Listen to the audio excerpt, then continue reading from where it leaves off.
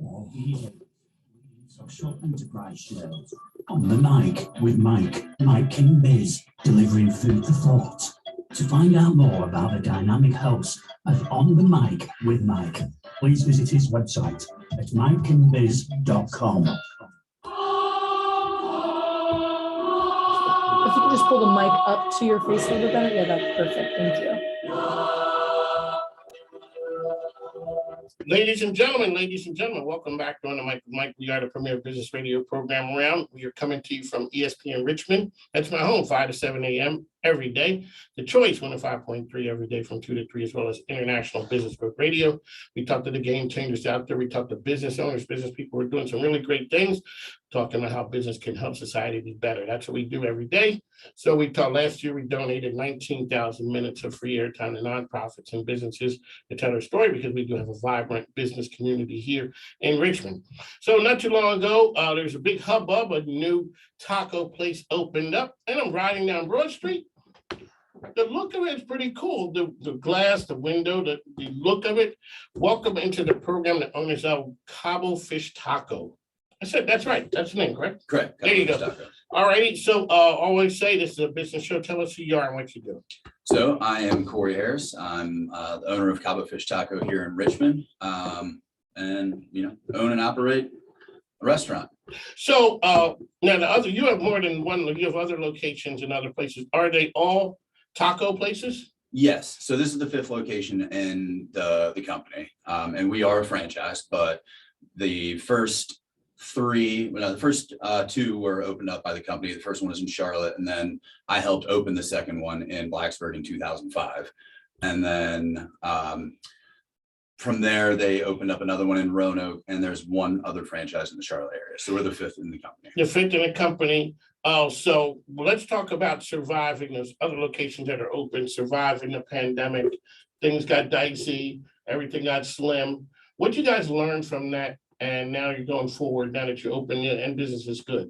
Well, there's been a big shift in just the customer habits. So before the pandemic, like 10% of business was takeout, and the thought of using a third-party service like Grubhub or DoorDash was unheard of. Yeah, unheard of. And then it just became a requirement to stay in business. And the shift to takeout, it's like 30 or 40% at some of our stores right now. Are we moving back to what it was, or do you think this is going to be the standard? I think it's going to be the standard. There are still some people out there that are just comfortable staying at home, and they're just using it as an excuse. Like, I can still get the great food and experience, and I just don't have to leave my house. And I think that they're comfortable with that. But once everything started lifting and everybody started getting comfortable going back out, for the most part, it seems like it's pretty normal. So the Richmond restaurant scene is a very lively, active one. When you look at locations, how did you guys come to that one? That's a pretty cool location where you are. Yeah. So high visibility, new building, a lot of action over there in Scott's Addition. So we wanted to be in Scott's Addition just because that's the new hip place. Yeah, the hip place to be. And so we were looking around at a couple of locations, and this project started in 2019. And so we were looking at a few places, and we looked at the Summit building where we are now, and one of the partners in the building grew up in Blacksburg, and he's familiar with the concept, and he was really interested in having us in the building. And so we started talking and got a lease together and all of that. And this was February of 2020, and I had a lease in my hands, and I thought to myself, maybe I should just hold on to this for a little bit and slow play this to see where this goes. And obviously, everything happened that we're all aware of. But they just kept hounding me over 2020. And they're like, you need to sign that lease. You need to sign that lease. I was like, banks aren't loaning me money right now. So with them, with the building, with Cabo corporate, and we got creative with financing and went ahead and got this built out. One of the great parts is, like you said, finding a way to get a deal done. I'm sure there were ways, steps along the way that the deal could have been killed. Like you said, people are not loaning money, businesses come to a halt, but you found creative ways to make it happen. Yeah, and the first step was the two of the partners in the Summit building. They basically gave me an offer I couldn't refuse. which is a lovely thing. Yes, it is. It is a beautiful thing. Yes. It is. Because they really wanted us in the building, and it's a huge benefit for the residents. I'm sure. And they love the concept, so it works out. It does not get any better than that to have the restaurant on the ground floor. Oh yeah. In Scott's Edition, you don't have to go far. No, not at all. Okay, so when you open the doors, when did you know you had something there? Okay, this thing is working. So we've only been open, we're in our third month now. So we're still working out the kinks. We're still getting everything. We're brand new. And so it took probably about 3 or 4 weeks before I felt like we had a solid staff. Like Okay. everybody was at a point where it was good enough. Like it was somewhat autonomous, and I could step back a little bit and let people manage themselves. Which is all right. So as a business owner, Corey has his hands in everything. Yes. Making sure it works, turning all the knobs, doing all the levers, measuring everything. How hard is it to step back and say, here you guys go? That's one of the hardest things for any small business owner to do, is to give up control. We are all control freaks. We want to be a part of everything. And I learned how to step back when I was actually managing Cabo Fish Taco in Blacksburg, where it was just one of those things where I was working 7 days a week. I'm working 7 days a week now, but brand new restaurant, but working 7 days a week, didn't have any time off, and I just couldn't do it. And it's just like, all right, well, I'm just gonna have to trust my people to do the right thing. And they'll make mistakes. They're not you. They're not gonna do what you want them to do, but they're going to do the best that they can, and you're still going to have a business on the other end. So let's talk about, so your social media game is on fire. Yes. Yes, it is.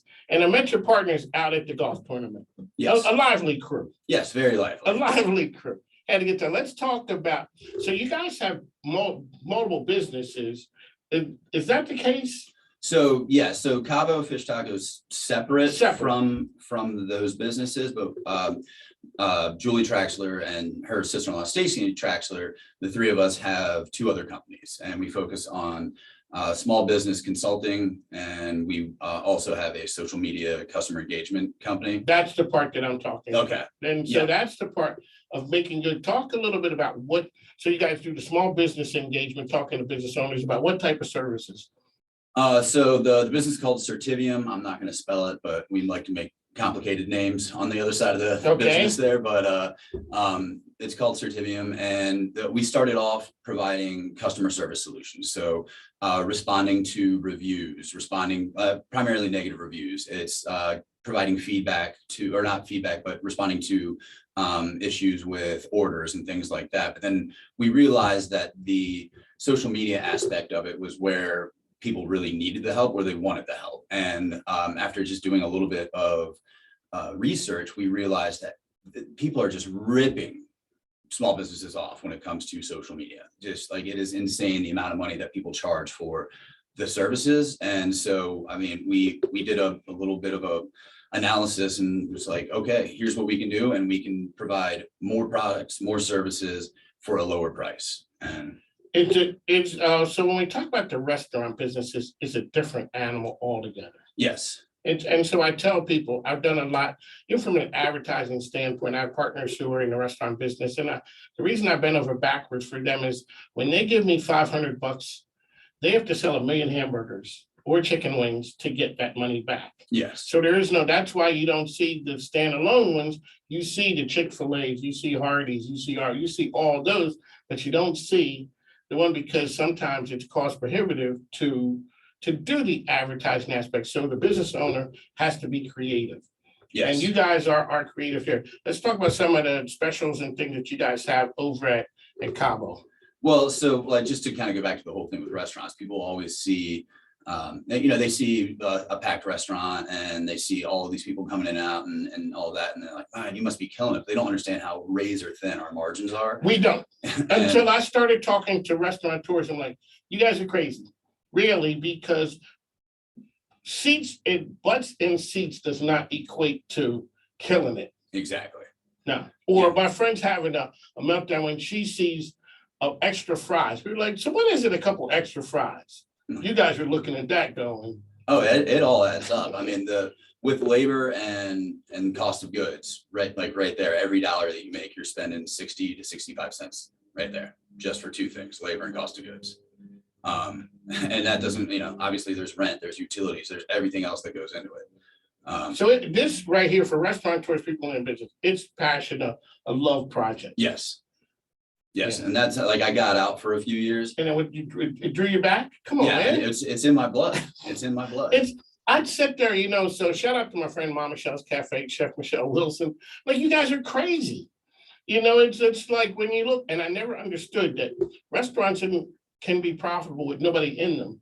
And then we've learned that there's just like, so there's nobody in here, boy, but we are doing the whole DoorDash and Grubhub and all those things.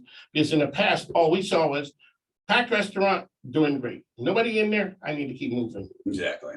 But yeah, to I guess to answer the other question about social media and like just getting creative, it's you have to figure out all the ways that you can market yourself for free or next to free to start. Because the first thing that a lot of small businesses do is they're like, all right, I need to hire a marketing company. No, you don't.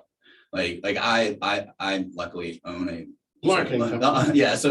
But Cabo Fish Taco is a customer of that because I know that there's just things that I can't do or won't do. I don't like social media. Because I saw you guys at the billboard on Broad Street, the digital. Didn't you guys do something like? No, we didn't have a digital. No, not that I know of. But okay. A lot goes on in the restaurant there. Well, yeah, but then so I do see you guys out on. So you're at it's the Summit Building, is that? In the Summit Building, yeah. Summit Building, alrighty. And so how can people find you guys out there at Cabo? You can just go to cabofishtaco.com/RVA. Everything that you need to know and how to connect with us is there. Top seller there. Probably our honey soy salmon tacos. Okay. They are delicious. That's a different. How do you get new? All right, so you picked. That's a franchise. You're familiar with the franchise. How would an average person pick out a franchise? Like, what advice would you give them? Well, I mean, there are actually companies out there that will place you like with franchises, but it's just finding something that you're passionate about and then just doing some research on that. As a restaurateur, would you ever go to something that wasn't a franchise, just open up your own concept to try that one, or? Well, yeah. So prior to Cabo Fish Taco, I was working on my own concept, and one of the owners of Cabo came into town, and he's a friend of mine, and so I just kind of showed him around town so he can get a lay of the land because he was interested in Richmond. And by the end of the day, he convinced me that I didn't want to do my own concept. Another offer of a deal. Yes. Too good to pass up. All right, so on the mic of my ESPN Richmond, Corey, I'd like to thank you for coming in. One last time, how can people find you and support you out there? Head on over to cabofishtaco.com/RVA. All righty, and for the social media, folks, I'm telling you, their social media game is fire. So how can people find you there? Our Instagram's the best place to go. It's cabo.richmond. Cabo.Richmond. All right, cool. Ladies and gentlemen, on the mic of Mike, we'll talk to you soon. Thanks now. Take care.